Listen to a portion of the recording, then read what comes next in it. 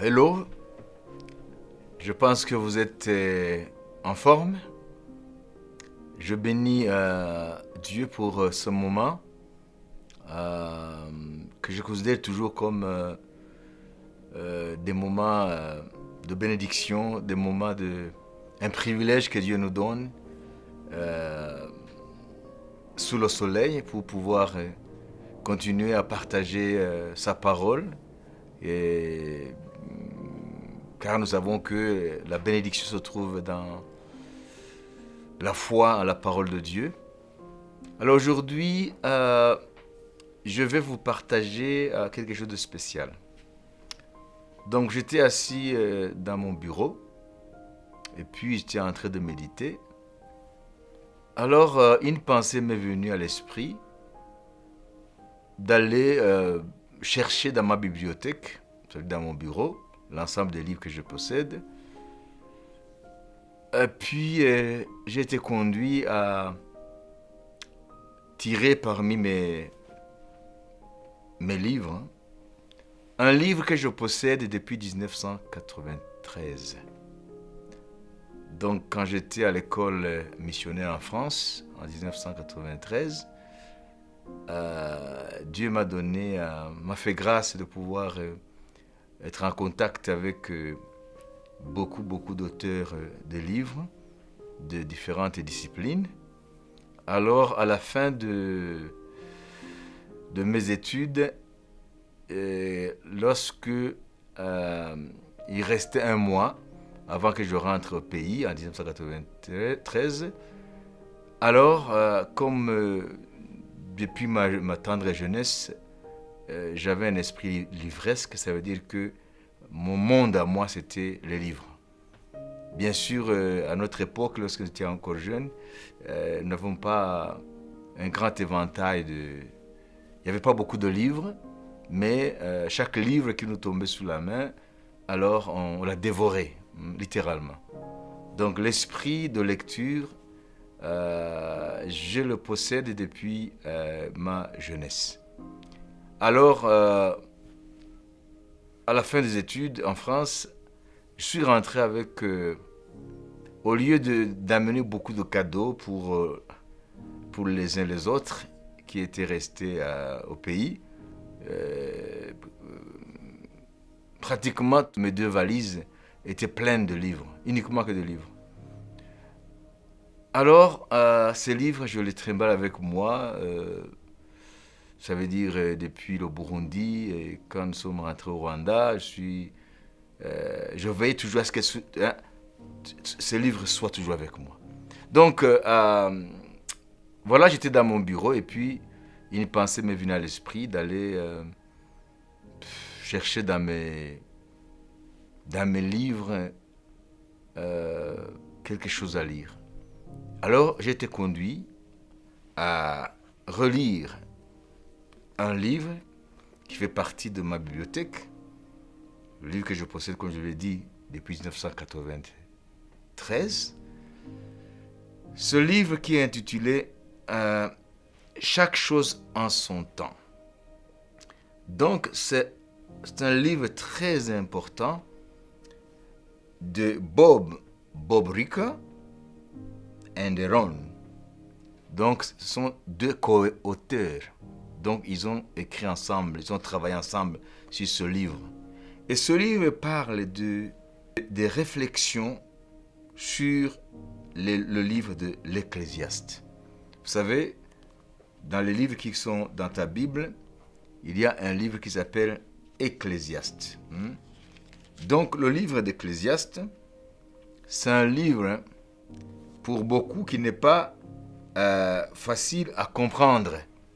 Donc, ces hommes de Dieu, ils ont pris du temps pour pouvoir réfléchir sur le livre de l'Ecclésiaste. Et ils l'ont trouvé pertinent à ce qu'ils puissent produire un livre qui aidera les chrétiens pour comprendre les paroles de l'Ecclésiaste.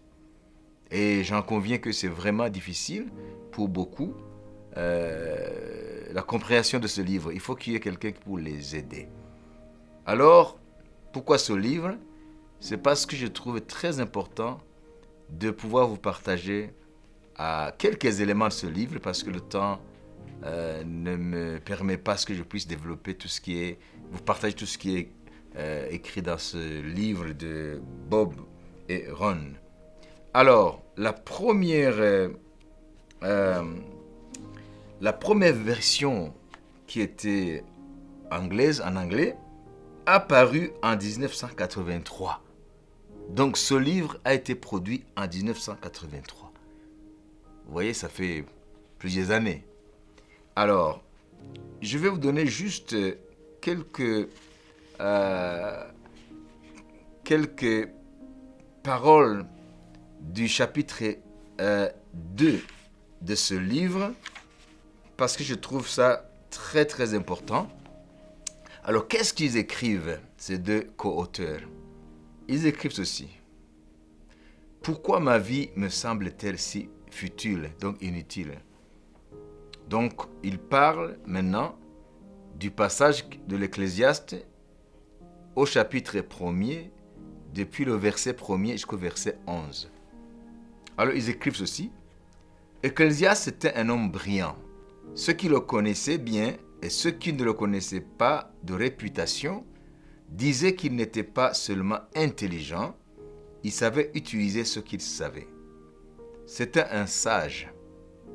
Et pourtant, quand je lis son livre, je me rends compte qu'il fait preuve d'une stupidité incroyable. Né riche et puissant, il avait grandi avec tous les avantages que la vie pouvait lui offrir. Il avait reçu la meilleure formation possible.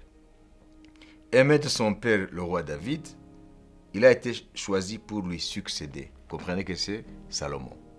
Alors qu'il suivait l'exemple de son père, il est allé de victoire en victoire.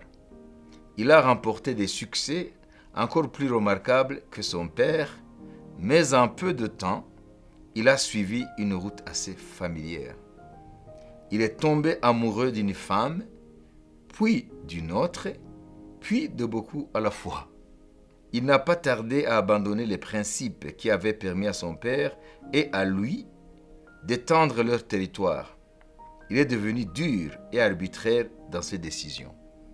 Il s'est éloigné de Dieu, donc le Dieu de son père. Souvenez-vous que les dernières paroles de David sur Salomon, son fils, qui allait lui succéder, il avait dit « Et toi, mon fils ?» Après avoir parlé aux anciens d'Israël, il s'adressa à Salomon, il dit « Et toi, mon fils, connais le Dieu de ton père. C'est là où tu auras du succès. » Donc, il s'est éloigné de Dieu, donc le Dieu de son père David, et des principes qui lui avaient été inculqués depuis sa jeunesse. Il a tout simplement perdu la tête. Cette histoire ne s'achève pas aussi tragiquement qu'on pourrait le craindre. Il a fini par retrouver les convictions de base de sa jeunesse. Il a compris combien un homme sage peut être stupide quand il détourne son regard de Dieu. Il s'est donc repenti de sa bêtise et de son péché. Son désir de renoncer à sa recherche passionnée du plaisir pour servir Dieu et les hommes a permis que sa réputation d'homme sage s'étende plus que jamais auparavant. Son nom, le roi Salomon d'Israël.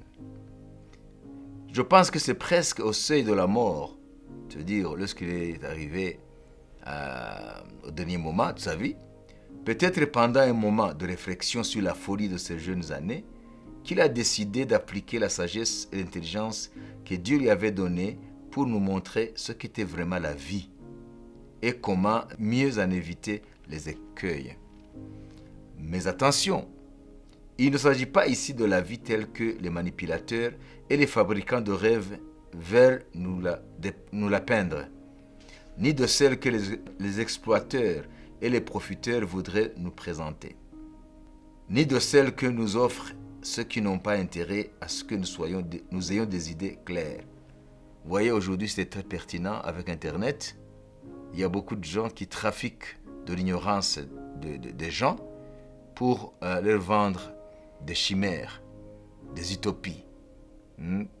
Donc, chacun s'improvise spécialiste de tel domaine et les gens courent après, ils avalent des recettes pleines de mensonges. Donc Salomon n'est pas de ces gens-là. Il nous fait profiter de l'expérience de la vie. Non, Salomon voulait brosser un tableau de la vérité que tout le monde pourrait comprendre, à son époque comme à la nôtre. Il voulait que tout le monde sache exactement ce qu'est la vie, réservée à la personne qui n'a que faire de Dieu ou qui parle comme s'il a une place dans sa vie, mais ne tient pas compte de sa volonté. Il voulait aussi que tout le monde sache exactement ce que sera la vie pour ceux qui aiment Dieu. Ceux qui aiment l'Éternel apprennent la justice et la bonté et marchent humblement devant Dieu. Pas de sentimentalisme. Il ne faut pas y aller de main morte. Il faut présenter la vérité telle qu'elle. Il a donc écrit un livre, donc ce livre d'Ecclésiaste. Nous l'appelons le livre de l'Ecclésiaste, qui est son titre dans la version grecque de l'Ancien Testament. En hébreu, c'est-à-dire le livre que nous possédons en Kinyarwanda, Umubwiriza, ça vient du titre en hébreu. Donc en hébreu, il s'appelle Kohelet, ce qui signifie soit quelqu'un qui compulse des proverbes pleins de sagesse, soit quelqu'un qui s'adresse à toute une assemblée, donc un prédicateur, comme on le traduit parfois. Voilà, donc le titre en Kinyarwanda, Umubwiriza, ça vient du titre du livre de Salomon, de l'Ecclésiaste en hébreu. Salomon n'y est pas allé par 4 chemins pour annoncer son message. Ses premiers mots semblent provenir d'un cynique épuisé par ses batailles et qui a perdu toute sa capacité de joie. Donc Ecclésiaste, chapitre 1er, versets 1er et 2, nous lisons « Parole de l'Ecclésiaste, fils de David, roi de Jérusalem. Vanité des vanités, dit l'Ecclésiaste, vanité des vanités, tout est vanité. » Vanitas, vanitatum omnia vanitas, en latin. On a du mal à croire que ces paroles proviennent de la bouche de quelqu'un qui veut nous encourager à vivre pour Dieu. On dirait plutôt que ces conseils cyniques viennent d'un philosophe plus récent, Albert Camus, selon lequel la vie est une mauvaise farce. Albert Camus, c'est un philosophe, il n'est plus de ce monde, donc un philosophe existentialiste français d'origine algérienne. Donc pour lui, la vie est absurde, donc n'a pas de sens. Toutefois, les observations sur la vie faites par Salomon ne sont pas creuses et ne vont pas nous déprimer en fin de compte. Quand on lit l'Ecclésiaste, c'est le réalisme de ses propos qui frappe. Ils adoptent un ton d'honnêteté brutale. Ce que le roi semble faire tout au long de son court ouvrage, tu vois, c'est pas beaucoup de pages, mais c'est plein de richesses. Ce que le roi Salomon semble faire tout au long de son court ouvrage, c'est nous montrer ce qu'est la vie de 2 perspectives bien différentes. Ce qu'est la vie, vue du point de vue de 2 perspectives différentes. Celle de l'homme qui craint l'Éternel et celle de celui qui ne s'en soucie guère, mais qui joue le jeu en adoptant les règles de l'incroyant. Ça veut dire Salomon ici, dans son livre l'Ecclésiaste, il aborde la vie avec une approche sous 2 angles. Premièrement, l'angle d'un homme qui craint Dieu et l'angle de celui qui ne se soucie pas de Dieu, mais qui adopte dans sa vie les règles de l'incroyant. Il nous présente la vie d'après ce que nos 5 sens nous permettent de conclure. C'est-à-dire ce que nous voyons, ce que nous entendons, ce que nous sentons, ce que nous goûtons, ce que nous touchons. Donc les sens physiques. Vanité des vanités, tout est vanité. Pourquoi vanité? Pourquoi est-ce que Salomon utilise ce terme vanité? Ce mot signifie vapeur, souffle, quelque chose de transitoire, de flou et de vague. On ne peut pas toucher un souffle, il vous échappe.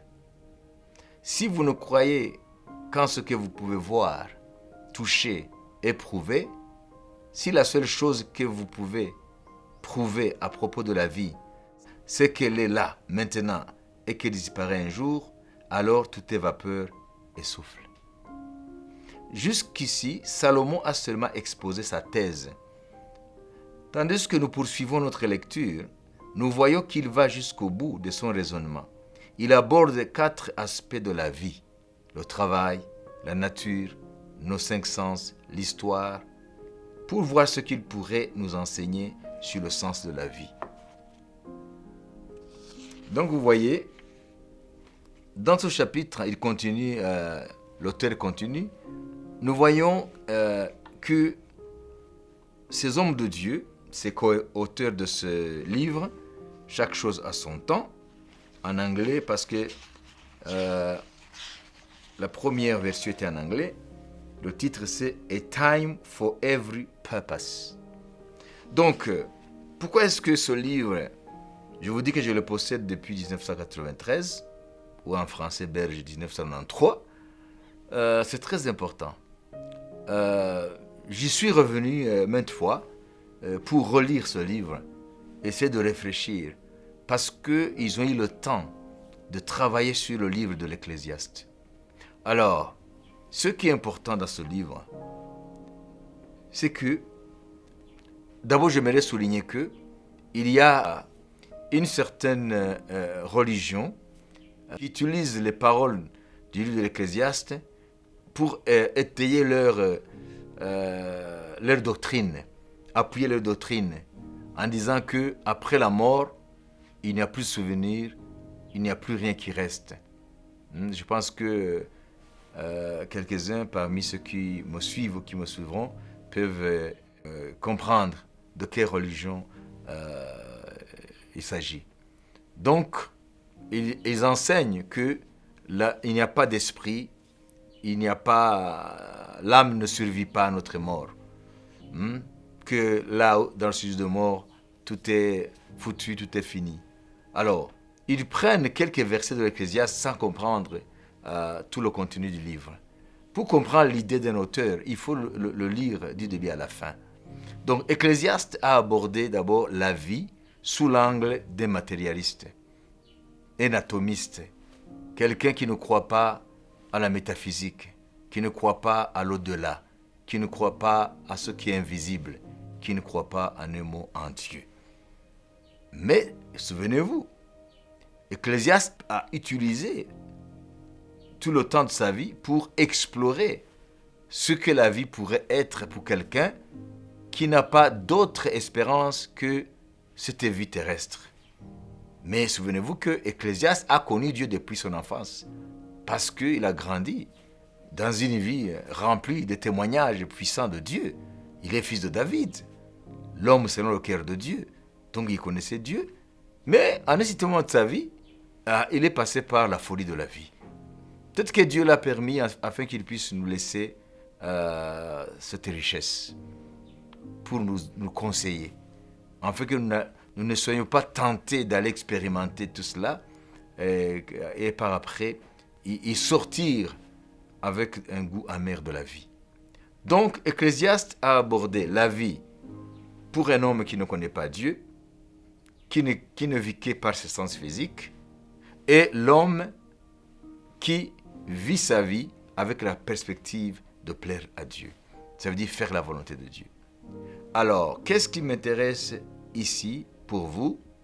C'est le début du livre de l'Ecclésiaste et la conclusion du livre. Donc, Ecclésiaste commence en disant que la vie n'est que vanité. Vanité de vanité, tout n'est que vanité. C'est ce qu'il nous dit ici, Ecclésiaste. Vanité de vanité, dit l'Ecclésiaste, vanité de vanité, tout est vanité. Ecclésiaste chapitre 1er, verset 2. Ça veut dire, il développe maintenant la vanité de la vie. Alors, pour que nous puissions comprendre l'utilité du livre d'Ecclésiaste, pour que les chrétiens puissent le comprendre, je vais vous donner une citation de quelqu'un qui s'appelle Simone de Beauvoir. Qui est Simone de Beauvoir? Simone de Beauvoir, elle est née en 1908 et elle est morte en 1986. Elle était philosophe, romancière, épistolière, mémorialiste et essayiste. française. Donc, Simone de Beauvoir était une philosophe. Elle a partagé sa vie avec le philosophe existentialiste Jean-Paul Sartre. Donc, Simone de Beauvoir aussi, comprenez que sa philosophie peut être rangée dans le domaine des philosophies existentialistes, des philosophies qui abordent les problèmes de la vie, de l'existence, mais sous un angle athée. Ça veut dire quelqu'un qui ne croit pas en Dieu. Parce que Sartre, comme Simone de Beauvoir, ne croyait pas en Dieu. Donc, ce sont des philosophes existentialistes. Alors, Simone de Beauvoir, qu'est-ce qu'elle a dit? Je vous lis. Elle a dit, je la cite, « Je pense avec mélancolie à tous les livres lus, aux endroits visités, au savoir amassé, parce qu'elle en a amassé, au savoir amassé, et qui ne sera plus. Toute la musique, toute la peinture, c'est-à-dire les tableaux, toute la culture, tant de lieux, soudain, plus rien. » Vous voyez, ça c'est ce que l'Ecclésiaste dit. En fait, Simone de Beauvoir, comme tous les philosophes existentialistes athées, tels que les Jean-Paul Sartre, donc, Ecclésiaste, le fils de David, le roi de Jérusalem, le roi d'Israël à Jérusalem, Ecclésiaste, le plus grand des sages, à qui Dieu avait donné une sagesse inégalée, pour ceux qui ont vécu avant lui, même après lui. Vous voyez qu'il a abordé l'existentialisme du point de vue athée, avant même que ces Sartre, avant même que ces Simone de Beauvoir voient le jour. Ça veut dire que si nous voulons aujourd'hui prendre une partie du livre de l'Ecclésiaste, ça veut dire de Salomon, dans la perspective de l'homme qui aborde la vie sans Dieu, vous voyez, nous pouvons qualifier cette partie du livre de l'existentialisme athée. Alors, vous voyez, il y a deux sortes d'existentialisme, deux sortes d'approches de la vie. Soit on peut aborder la vie, les problèmes de la vie, sous un angle non croyant, ça veut dire athée. Soit on peut aborder la vie, on peut avoir une approche de quelqu'un qui croit en Dieu.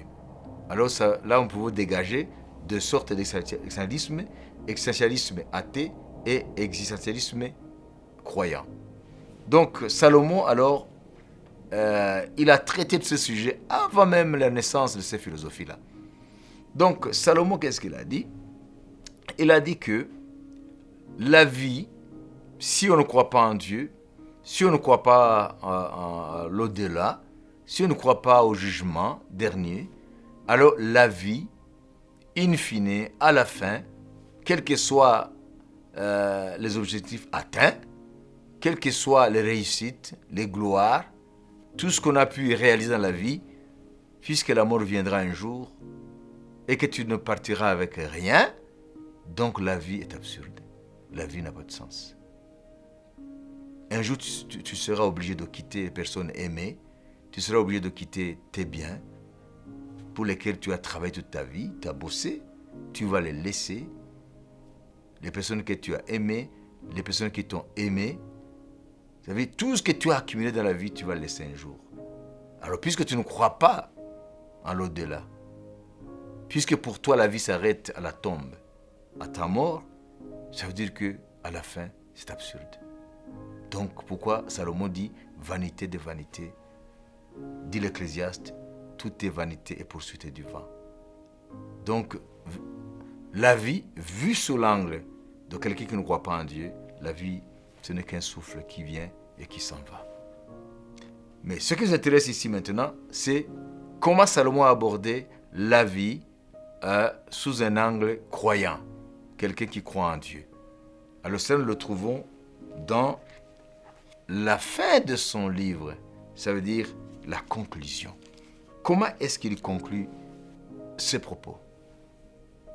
Lorsque nous lisons dans Ecclésiaste, chapitre 12, ici Louis II, verset Louis II, Ecclésiaste chapitre 12, verset 1er, il dit « Jeune homme, réjouis-toi dans ta jeunesse, livre ton cœur à la joie pendant les jours de ta jeunesse, marche dans les voies de ton cœur et selon le regard de tes yeux, mais sache que pour tout cela, Dieu t'appellera en jugement. Vous voyez? Alors, en lisant la conclusion de Salomon dans son livre, dans son ouvrage qui porte le titre de Ecclésiaste, c'est là où nous comprenons le but poursuivi par Salomon. Alors, pour quelqu'un qui ne va pas jusqu'à la conclusion, alors il va croire que Salomon, c'est quelqu'un qui a été déçu par la vie.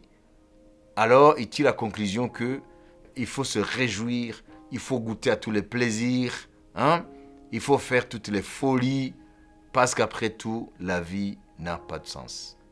Mais quand on lit la conclusion, ça on comprend maintenant ce à quoi Salomon voulait en venir.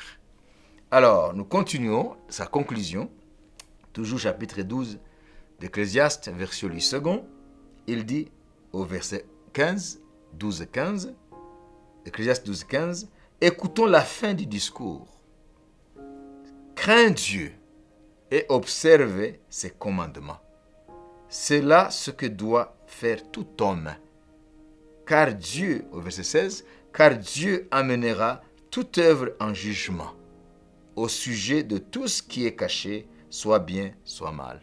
Que Dieu vous bénisse.